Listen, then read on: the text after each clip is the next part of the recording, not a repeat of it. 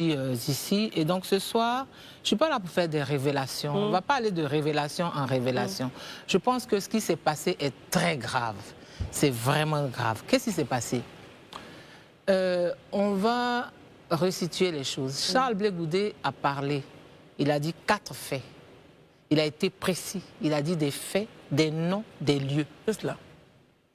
En un, il a dit qu'en 2009, on lui a demandé de présenter des excuses à l'ancien Premier ministre Soro Diop parce qu'il avait demandé que, conformément à tous les accords, eh bien, la rébellion désarme avant les élections. Ça, c'est un. Madame Nadiani Bamba n'a pas apprécié, l'a convoqué chez elle. Et donc, c'est comme si c'était retrouvé dans une espèce de guet-apens. Parce qu'il arrive, il y a le Premier ministre, il y a Konaté Sidiki, il y a Mété Sindou, et puis quelques instants après, le chef de l'État. Et elle lui demande de présenter des excuses pour avoir demandé ce qui lui semblait normal. Donc il se tourne vers le chef de l'État. Le chef de l'État lui dit, présente tes excuses. Il présente ses excuses. Qui est-il? Entre un chef d'État et un Premier ministre, qui est-il? Ce sont les faits qu'il vous a rapportés à vous. Oui, mais je les ai su le même jour, parce qu'il était déboussolé. Moi, j'ai vu un Charles Blé Goudé dépassé, déboussolé. Il ne comprenait pas. Donc, il a fait ça. Puis nous, on l'a calmé. On dit, bon, c'est pas grave. Bon, on a calmé comme on a pu. Donc, il raconte ça. Ensuite, il dit que pendant qu'ils étaient à la CPI, le président de la République lui a demandé donc d'intervenir auprès de l'ancien président du FPI pour que le siège qu'il croyait être celui du FPI soit rétrocédé à Dame Nadiani Bamba, qui en serait la propriétaire. Il intervient et puis on lui redonne la maison. Ça fait le deuxième fait. Le troisième fait dont il a parlé, c'est que pendant qu'il était à la CPI, après qu'ils aient été acquittés et que lui, qu'il était à la CPI à la Haye, M. Diaby Youssouf, qui était à l'époque son directeur de cabinet, vient le voir et lui dit qu'il a une commission de la part de Mme Nadiani Bamba. Il lui dit ceci: Mme Nadiani Bamba me fait dire que plus jamais tu ne verras le président Gbagbo. Si tu le vois, c'est à la télé, ou si tu l'entends, c'est à la radio. Ça, c'est un fait. C'est le troisième fait. Le quatrième fait, Diaby Youssouf lui fait l'autre commission. Elle me dit que tôt ou tard, elle aura ta peau. Voilà les 4 faits pour moi. Et c'est de ça, c'est ça le fond. Tout le reste, tout ce qui est autour. C'est, pour moi, c'est du verbiage. Est-ce que quelqu'un a démenti ces faits-là? Parce qu'on a eu Konaté naviguer, il les a confirmés. Dans tout ce qu'il a dit, il a confirmé. On a eu l'ancien ministre Konaté Sidiki, il a confirmé. Tous les 4 faits. Tous les 4 ont confirmé. Donc, c'est ça le cadre. C'est dans ça que nous devons discuter. C'est de ça que nous devons parler. Très bien. Tout le reste, franchement, alors, tous les gens qui sortent, Diaby Youssouf, je vais revenir sur chacun, sur Diaby Youssouf, sur ce qu'il a dit, sur ce que Demba Traoré a dit, mais je crois qu'on est dans un moment qui est trop grave. Pour moi, je ne peux même pas qualifier ces faits, je ne peux pas les qualifier. Avant d'écouter Daouda, est-ce qu'un jour vous auriez eu vous-même la capacité de dire attention, voilà ce que je pense s'être passé en telle année sans l'interview de Charles Blé Goudé? Est-ce qu'on aurait eu cela de vous? Mais moi, j'avais prévenu, il y a quelques années déjà. J'ai prévenu, j'ai fait des vidéos, j'ai dit attention. Le jour où Charles Blé Goudé va ouvrir sa bouche pour parler, l'expression que j'ai utilisée, c'est qu'il y a des gens qu'on va poursuivre avec des bois de placali dans ce pays. Très bien. Daouda, commençons par vous. Merci beaucoup, Christelle. Madame Manichili, merci d'être là. Mais avant de commencer, vous savez qu'il y a quelqu'un qui a juré sur le Coran dernièrement. Et je sais que vous êtes chrétienne.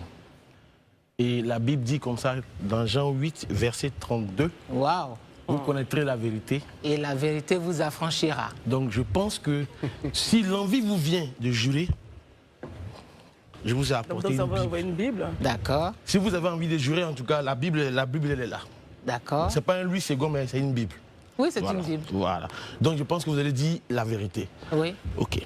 Mais moi, je dois dire que je suis chrétienne. Et moi, en tant que chrétienne, je ne jure pas sur la Bible. Je ne jure même pas. Donc, même pas sur la Bible. Je ne jure même pas. Parce que je suis chrétienne. Maintenant, jurer sur un Coran ne dit pas qu'on dit la vérité. Parce que je vais venir dessus tout à l'heure. M. Demba Traoré a dit beaucoup de contre-vérités. J'ai noté, pour ne pas oublier, j'ai noté tout ce que lui et Diaby Youssouf ont dit. Donc, je suis très à l'aise. On va aller en profondeur. Oui, je suis très à l'aise. Mais avant d'aller en profondeur, ma première question à vous. Et je pense que, comme Charles Blé Goudé, c'est votre petit frère, depuis 3 ans, il est en Côte d'Ivoire. Et pendant des années, il est au courant de cette affaire. Il n'a jamais parlé. Qu'est-ce qui pressait? Quel a été le déclencheur pour que ce soit maintenant que M. Charles Blé Goudé nous dise tout ça? Quel est l'objectif derrière? C'est le ras-le-bol. Ça fait 12 ans que ça dure. Ça fait 12 ans de calomnie. Ça fait 12 ans de diffamation. En 2013, le 17 janvier 2013, on prend Charles Blé Goudé au Ghana. Il est enchaîné, il est dans le coffre d'une voiture et eux, ils commencent. Oh, Charles Blé Goudé, il a dealé avec le pouvoir. Il arrive en Côte d'Ivoire, à la DST, il fait 14 mois à la DST. On dit non, tous les soirs, il est dans une villa, il boit du champagne avec l'ex-ministre, paix à son âme, Ahmed Bakayoko. Vous comprenez? On le prend, on l'emmène à la CPI. Pendant qu'il est en train de partir, oh, il s'en va témoigner contre le président Gbagbo. Il arrive à la CPI. À un moment, on dit, ah, mais il frappe le président Gbagbo. Ils font dire à Johnny Pacheco qu'il frappe le président Gbagbo en prison. Vous savez, la CPI, il n'y a pas un coin caché. Moi, j'ai commencé à aller à la CPI. Je suis allé à la CPI de 2012 à 2019. Le président Gbagbo est arrivé le 5 décembre 2012 à la CPI. Moi, je suis allé de 2012 à 2019, quand il n'y avait pas beaucoup de gens qui y allaient. Comprenez? Donc, ce n'est pas un espace où on peut se cacher pour aller frapper quelqu'un. Les gardes sont là. Ils sont armés. Et puis, les box sont là. Vous discutez. À quel moment lui frappe le président Gbagbo? À quel moment? Mais ils ont dit ça. Ils ont dit tellement de choses. Ils ont dit tellement de choses. On a dit après, quand il est resté là-bas, Charles Blé Goudé a été abandonné à La Haye. Hein. Il a été abandonné. Je suis désolée. Moi, je dis les choses. Ben, il a été abandonné. Il était parti avec le président Gbagbo. Mais quand le président Gbagbo rentrait, il s'est occupé de lui. Il ne s'est pas occupé de Charles Blé Goudé. Donc, il est resté là-bas à La Haye. Mais ma question reste quand même fondamentale. Oui. Pourquoi? Mais je suis en train de vous dire pourquoi. C'est-à-dire que je vous cite tout ce qu'il a vécu. Et il arrive ici, on dit qu'il est avec le pouvoir, que c'est un vendu, c'est un traître. Le traître, son parti n'a pas de récépissé. Le traître, c'est quand ils sont gelés. Le traître, il a 20 ans sur lui. Le traître, je ne sais pas. Mais 20 ans de condamnation, vous voulez dire? Oui, 20 ans de condamnation, pardon. Mais tous les autres ont été soit amnistiés, soit graciés. Il y a des gens qui étaient en exil pendant 10 ans, ils sont rentrés, ils ont eu le rappel de leurs 10 ans de salaire, ils ont été réintégrés dans leurs fonctions. Mais c'est Charles Blé Goudé qui est le traître. Donc c'est une accumulation. On l'a poussé à bout. C'est-à-dire que nous sommes des êtres humains. Tu as beau te retenir. Tu as beau te dire, mais il a sa dignité, il a ses enfants, il a sa femme, il a sa famille. Je vous rappelle que pendant qu'il était à la CPI, toute sa famille a été décimée. Tout le monde est mort. Tout le monde est mort. Quand on va dans le village de Charles Blé Goudé à Pau, avant d'arriver à Pau, au bord de la route, il y a la tombe de son père. Les gens, tous ces gens-là, ils vont à Pau. Mais personne ne s'arrête. Personne ne s'est jamais arrêté pour marquer juste une pause. Nous sommes des humains. À quel moment on décide qu'on animalise un être humain? Très bien. À quel moment? À quel moment on perd toute compassion? À quel moment on s'acharne comme ça sur quelqu'un? Donc c'est tout ce ras-le-bol-là qui a fait qu'il est sorti. Mais je vous précise que Charles Blé Goudé n'a même pas dit le centième de ce qu'il a. Donc on attend un acte 2. Non, il n'y a pas d'acte 2. Revenons sur les propos donc tenus par Charles Blé Goudé. Vous avez cité 4 faits. Regardons ces 4 faits. Le premier fait nommé par Charles Blé Goudé. Est-ce qu'on peut avoir des détails sur cela et quel est votre point de vue? Non, il a donné tous les détails. Le premier point, c'est, je fais une interview avec M. Issa Sangaré Yereso. Je demande que la rébellion des armes. On me convoque 3 jours après. Je suis sommé de présenter des excuses. C'est une incompréhension. Mais tout ça, il a gardé pour lui. Tout ça, il a gardé pour lui. Marius, comment est? Alors, ma très chère Annie Tchélé, je rappelle que ma première émission télé en Côte d'Ivoire, c'est avec vous. À l'émission On est ensemble. Oui. Vous m'aviez donné, pour la première fois de mon histoire, l'opportunité de m'exprimer sur les médias d'État. Oui. Je voudrais donc profiter de l'opportunité pour vous dire merci. De rien. Cela dit, quel rapport entretenez-vous aujourd'hui avec le président Laurent Gbagbo? D'abord, au moment où il exerçait le pouvoir d'État, et lorsqu'il est allé à la CPI, quel rapport entretenez-vous avec lui? Moi, Et personnellement, lorsqu'il est sorti donc de prison, aujourd'hui, quel rapport entretenez-vous? Moi, avec personnellement, lui? Oui, bien sûr. je ne suis pas venu vraiment, je vais répondre, mais en fait, je ne suis pas venu pour parler de mes rapports avec le président Gbagbo. Mais quand il était au pouvoir, moi, j'ai connu le président Gbagbo et son épouse le même jour, en 2000. À quelle occasion?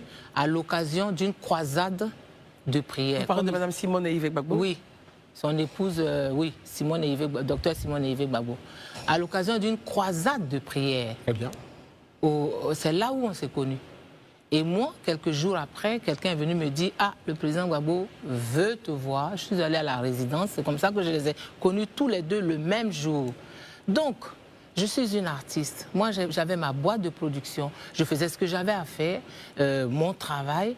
Mais c'est vrai que quand la guerre est arrivée, j'ai été habitée par un sentiment d'injustice. Moi, ce qui m'a mise en mouvement, c'est l'injustice. Je me suis dit, voici quelqu'un qui a été élu, qui n'a pas eu le temps de travailler, et puis voilà ce qui lui arrive. J'ai trouvé ça pas juste. Donc, je me suis levée comme des millions d'Ivoiriens. Et c'est aussi en 2002 que j'ai connu Charles Blé Goudé. Et si je suis restée dans cette lutte-là, c'est Charles Blé Goudé qui nous a maintenus. C'est lui qui avait vraiment... Voilà, parce qu'après moi, je ne comprenais plus rien. Mais c'est lui qui a fait que je suis restée. Voilà. Très bien. Docteur Barry. Alors, Annie Tchélé, aujourd'hui, les révélations de Charles Blé Goudé sont vécues comme un séisme de part et d'autre. On sent une famille désunie, pour ne pas dire une famille divisée. Le fils qui ne parle plus à son père, le père qui ne parle plus à son fils. Est-ce que ce n'est pas trop facile, selon vous, de pointer seulement du doigt Mme Nadiani Bamba comme responsable de ce désaccord, sachant que le président Gbagbo a été président de la République, c'est quelqu'un d'un certain âge, on dit en Afrique, excusez-moi, je ne vais pas dire vieillesse, mais un âge avancé est synonyme de sagesse. Est-ce que ce n'est pas trop léger que de pointer le doigt accusateur sur seulement Mme Nadiani Bamba comme responsable de cette distance entre le père et le fils? Moi, je ne sais pas.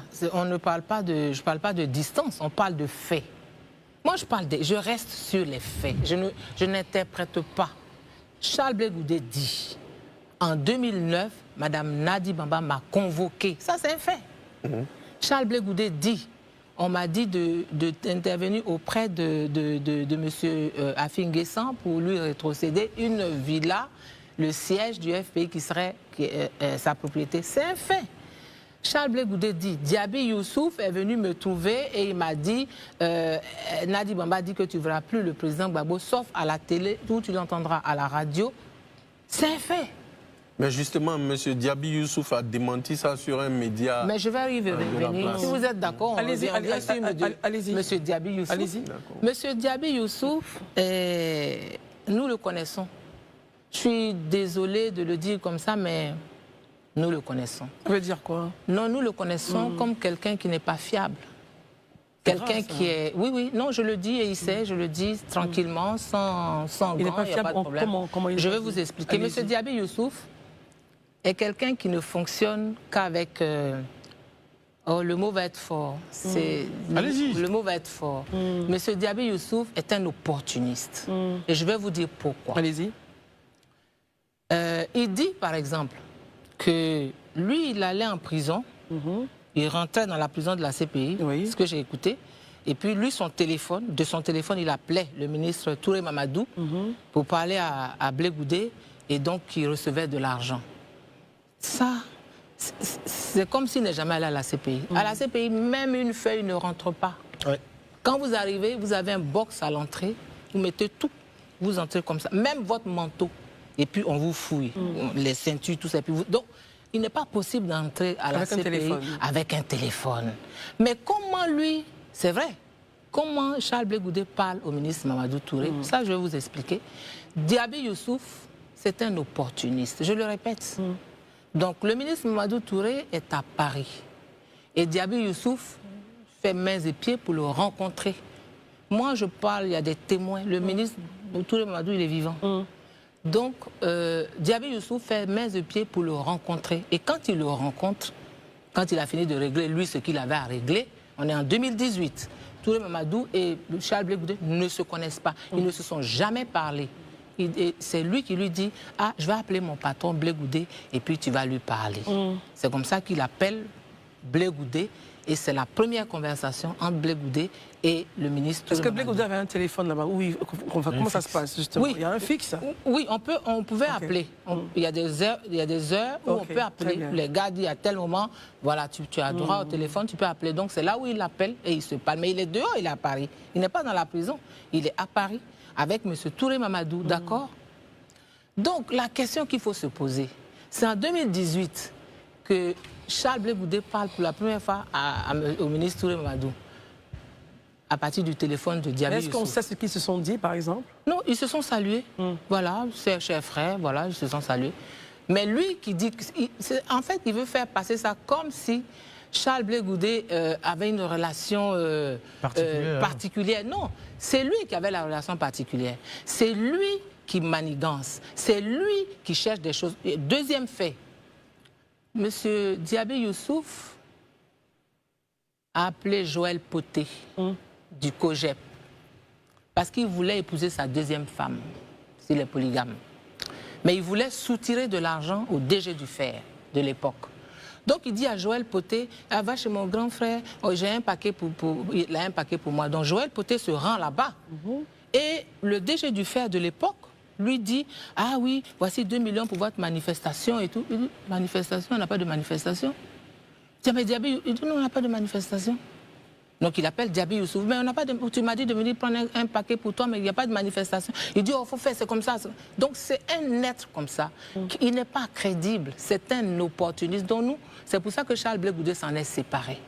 Et aujourd'hui, il est au PPACI.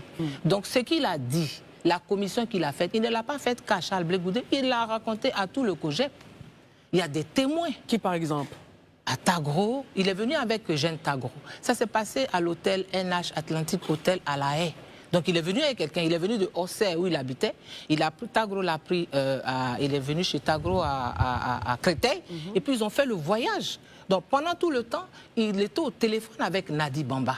Et pendant tout le temps, il rappelait tous les gens du COGEP et il racontait. Quand il parle, il raccroche. Et puis, ah, voilà ce qu'elle a dit.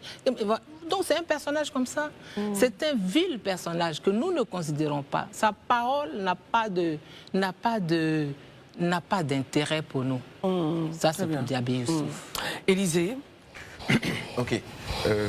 En tout cas, merci beaucoup à Mme Tchélé d'être sur notre plateau. Je pense que je le disais il y a de cela quelques jours, je crois 72 heures, je dis que notre pays a droit à la vérité. Merci, vous avez dit que vous prenez l'engagement de dire toute la vérité. Je voudrais revenir sur ce fait qu'a évoqué Blé Goudé, que vous avez repris ici, notamment cette rencontre au domicile de Mme Nadiani Bamba, au cours de laquelle Blé Goudé aurait présenté des excuses. Vous côtoyez Blé Goudé depuis 23 ans, vous êtes avec lui. Première question, c'est en 2 volets. Première question, pourquoi, dès cet instant où Blé Goudé a été face à cette situation, a vécu cette scène, a-t-il décidé de se taire sur cette scène quand il sait que c'était important pour les Ivoiriens de savoir comment était dirigée la République, ce d'autant plus que c'était un dysfonctionnement de la gestion de la République.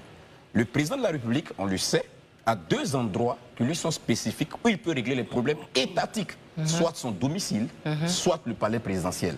Pourquoi dès cet instant, Blé Goudé décide de faire table rase et de se taire et de ne pas en parler? C'est un.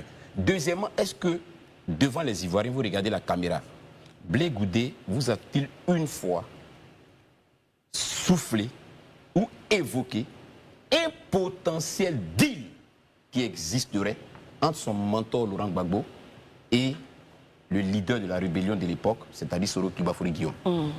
Merci. Alors pour la première question, il y a le cadre, il y a le moment, il y a l'opportunité. Notre pays était dans une situation que tout le monde connaissait. Est-ce que c'était son rôle à lui de venir dire aux Ivoiriens « Ah oui, mais voilà ce que je viens de vivre ». Blé Goudé est quelqu'un de profond. Hein?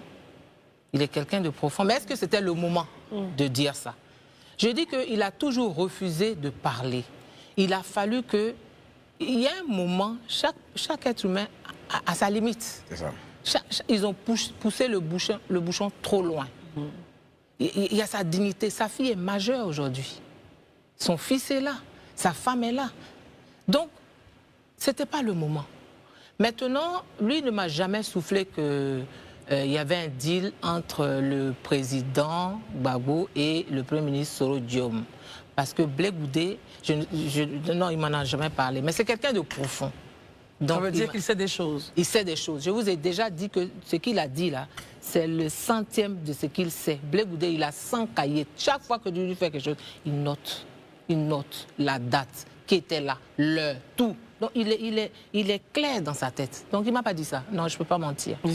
Ok, juste pour rebondir, vous aviez évoqué il y a quelques jours dans une vidéo, je pense que c'est depuis hier ou avant-hier, où vous parliez d'une scène qui se serait passée à l'aéroport.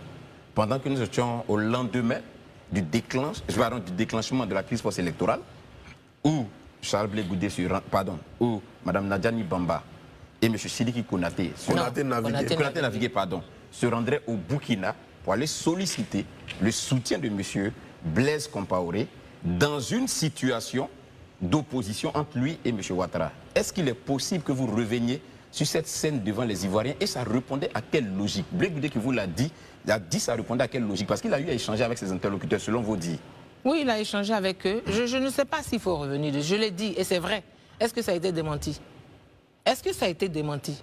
Vous avez dit quoi pour ceux qui n'auraient pas suivi? J'ai dit qu'au lendemain de la déclaration de l'ancien président du Conseil constitutionnel, Feu Bakayoko. Non, Bakayoko. Non, la CEI, le président de la CEI. Oui, voilà, l'ancien président de la CEI, Youssouf Bakayoko. Il avait dit il n'est pas encore minuit. D'accord? Il n'est pas encore minuit. Et c'est le lendemain donc, que cette scène se passe à l'aéroport où il y a Konaté Navigué et Mme Nadi Bamba qui prennent l'avion présidentiel pour aller solliciter l'aide du président, l'ex-président burkinabé Blaise Compaoré, au fin de venir aider son frère. Et Blé Goudé les trouve à l'aéroport et il leur dit, il essaie de les dissuader. Il leur dit que ça, c'est une grave erreur. C'est quelque chose à ne pas faire. Mais il n'a pas été écouté. Ils sont partis. Ils sont partis. Très bien. Dernière relance et on fait tourner la parole. Juste, pardonnez, aider son frère dans quoi? Sur autant plus que la CEI n'avait pas encore donné les résultats, est-ce que vous êtes en train explicitement nous dire ici que Laurent Gbagbo et son équipe savaient déjà qu'ils avaient perdu au regard des résultats? Non, c'est pas ce que je suis en train de dire. Donc ils partaient venir l'aider dans quoi? C'est les termes qu'ils ont utilisés, qu'elle a utilisés. C'est les termes. Aider. Venir aider son frère Laurent Gbagbo. Voilà le terme qu'elle a utilisé. Mais selon vous, c'était en quoi faisant? Non, ce n'est pas selon moi. Moi, je vous parle toujours des faits. Moi, je n'interprète rien. Je vous parle des faits. Je ne veux rien interpréter. Je vous parle des faits. Voilà. Très bien. Daouda? Madame Tchilé, moi, je vais revenir sur la déclaration de M. Sidiki Konaté, qui était à cette rencontre. Dans son laïus qui est assez long, mais que j'ai pris le temps de lire, il explique que lors de l'accord politique de Ouagadougou, il y a une forme de gentleman agreement qui avait été signée entre tous les protagonistes de cet accord, à laquelle d'ailleurs Charles Blé Goudé avait pris parti avec Konaté Navigué et autres. C'est dans ce cadre-là que, lorsqu'il a, puisqu'il ne devait pas s'attaquer les uns aux autres, c'est dans ce cadre-là qu'on a attiré son attention. Or, M. Charles Blé Goudé nous dit qu'il a été carrément mis à genoux pour s'excuser. Est-ce que M. Charles Blé Goudé n'est pas un peu dans la caricature, concrètement? M. Charles Blé Goudé n'a pas participé à la rédaction de l'accord de Ouagadougou. Il n'y a pas participé. D'accord. Et quand vous dites qu'il n'a pas participé et que M. Konaté Navigué, qui lui d'ailleurs a participé à cette déclaration, il dit dans sa déclaration, dans la vidéo qu'il a faite, il a dit que lorsqu'il est venu, il était au courant. Quand on a attiré son attention, il a dit que ses camarades de la galaxie patriotique et les autres camarades avec qui il était, lui mettaient la pression. C'est pour cette raison qu'il a attaqué le Premier ministre d'alors, M. Guillaume Soro. Est-ce que cela est vrai ou faux? Après, on est dans les interprétations toujours. Est-ce que c'est vrai que Charles Blé Goudé a été convoqué 3 jours après sa déclaration chez Mme Nadi Bamba pour présenter des excuses à M. Guillaume Soro? Ça, c'est vrai. Moi, ça me suffit. Non, mais... Le reste, tout le reste, c'est de l'habillage. Mais si vous sortez du... Si, pour moi, ici, je veux dire, quand on sort un propos de son contexte, ça devient un prétexte. On ne le sort pas de son contexte. Parce que pour vous, c'est juste là. Pour vous, ici... Est-ce qu'on a obligé Charles Blé Goudé à présenter ses excuses au Premier ministre parce qu'il a demandé le désarmement? Est-ce qu'on est d'accord dessus? On est d'accord. Moi, c'est le fond. Je vous dis toujours ça. Je vous dis tout, c'est ça qui est important. La deuxième question, très rapidement. Vous allez m'excuser. Est-ce que concrètement, je sais pas le mot que je vais utiliser, je suis en train de réfléchir au mot qui va sortir. Oui. Allez-y. Est-ce que Mme Tchélé n'est pas un peu jalouse de Mme Nadi Bamba? Pourquoi? Parce que je me dis, dans beaucoup de vos vidéos, généralement, vous vous attaquez directement, frontalement à elle. Moi, je ne m'attaque pas à Mme Nadi Bamba. Non, mais vous parlez très beaucoup d'elle. Mais je peux vous dire pourquoi. Allez-y. Je peux vous dire pourquoi. Donc, pourquoi est-ce que vous vous attaquez généralement à elle? Allez-y, allez-y. Voilà, je vous dis pourquoi. C'est parce que Mme Nadi Bamba a engagé quelqu'un comme Arlette Zaté. Vous êtes au courant? Oui, pendant qui a fait la 3 ans. Allons-y, Pendant 3 ans, elle s'est attaquée à Simone et Yves Gbagbo, jusque dans ses parties intimes. Elle était envoyée, elle l'a dit après, elle a reconnu, hein. Elle a dit après, j'étais envoyée par Nadi Bamba, on était dans mon téléphone, elle, sa maman et tout ça, elle a tout dévoilé. Elle faisait des vidéos contre... Voilà, contre Simone Gbagbo. Moi, j'ai estimé que ce n'était pas correct. Elle n'a pas affaire à Simone Gbagbo. Ce n'était pas correct. C'est pour ça. Je ne l'ai pas attaqué, je rétablissais la vérité. Parce qu'il y avait des contre-vérités. Donc je venais rétablir la vérité. Dès lors qu'elle a cessé de faire insulter Simone Gbagbo, moi, parce que je ne la connais pas, Nadi Bamba. Je vous l'ai déjà dit ici. Je ne la connais pas. C'est pas possible, vous étiez dans l'entourage du président Laurent Gbagbo. Non, je ne la connais pas. C'est pas une nouvelle venue. Non, je n'ai pas dit que c'est une nouvelle venue. Non, elle, je parle de mais moi, je ne la connaissais pas personnellement. Depuis moi, je connais Simone Gbagbo. Ok. Voilà. Je connais Simone Gbagbo. C'est à elle que le président Gbagbo m'a confié. Donc c'est elle que je connais.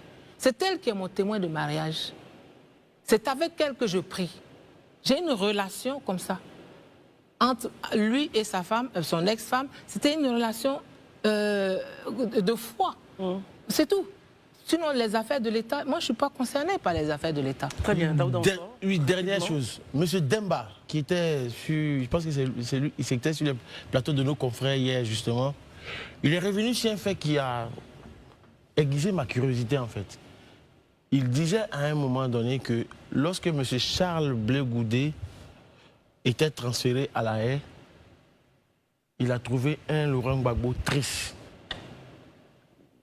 Pour vous qui étiez dans ce giron-là, comment est-ce que vous interprétez cette expression? Quand il dit que M. Laurent Gbagbo était triste, on dit ton fils vient en prison pour faire la prison avec toi, mais le président est triste.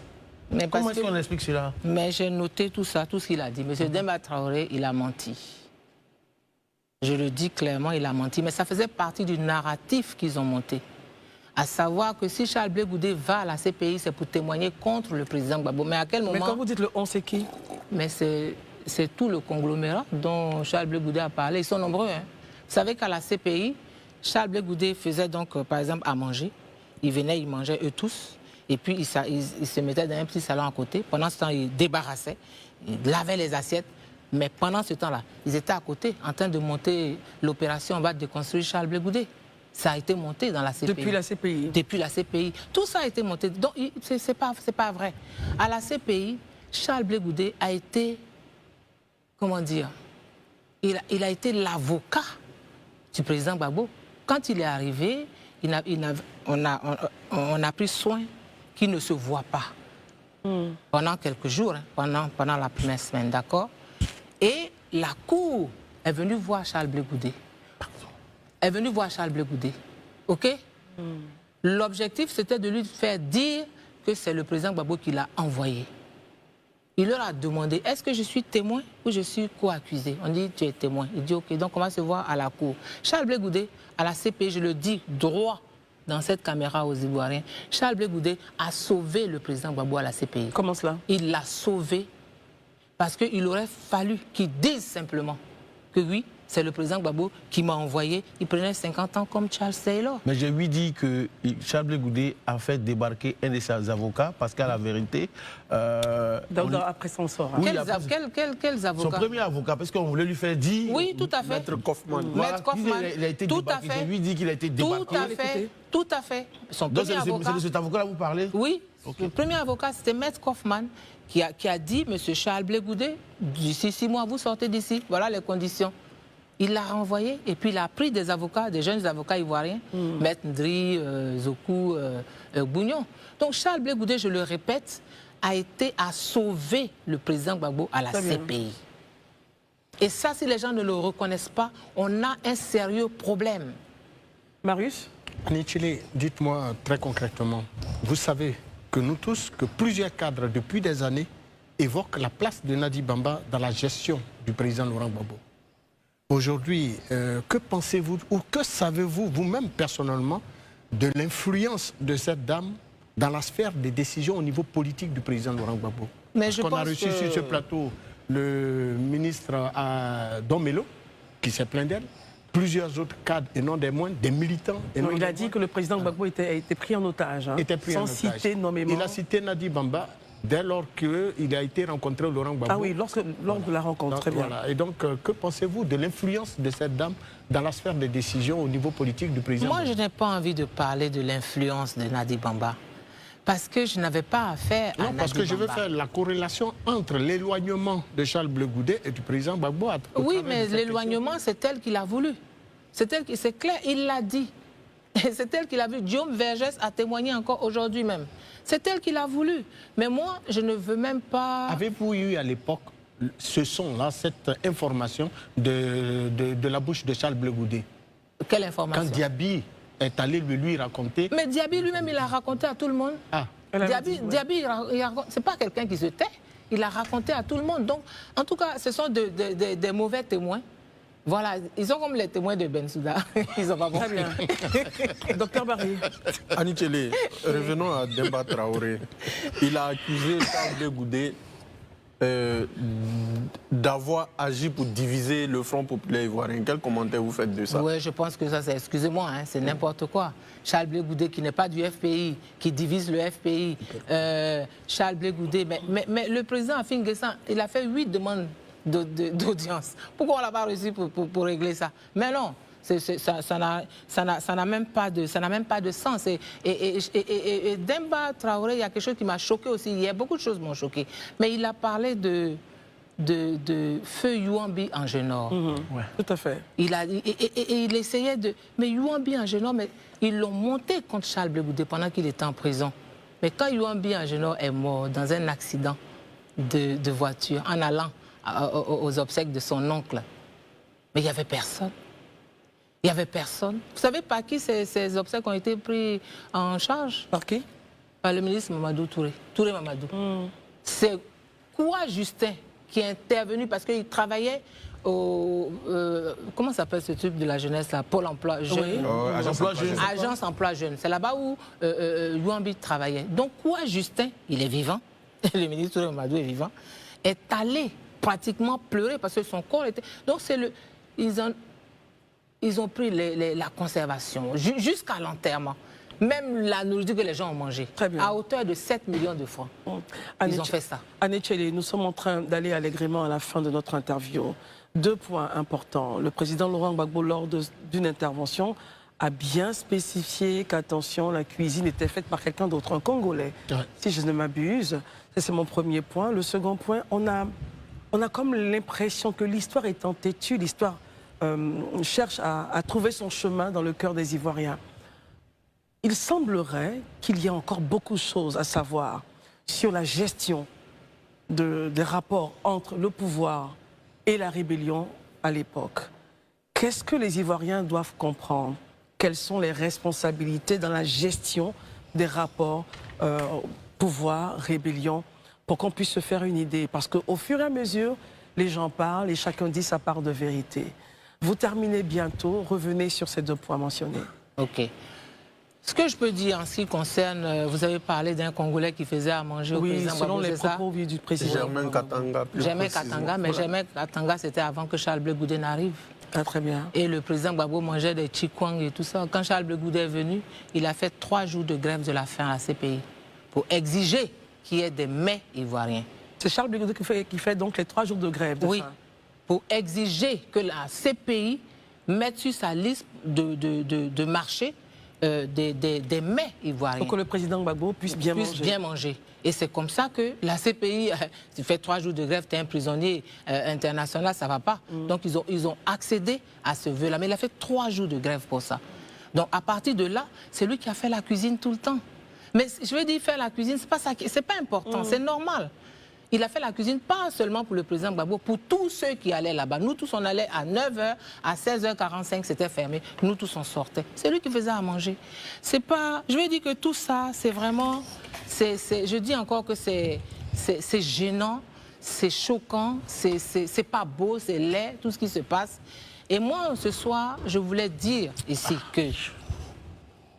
Je ne sais pas à quel moment, je dis encore, à quel moment on perd son humanité. À quel moment on décide que quelqu'un doit être traqué comme ça. Faites-nous part de vos réflexions dans les commentaires.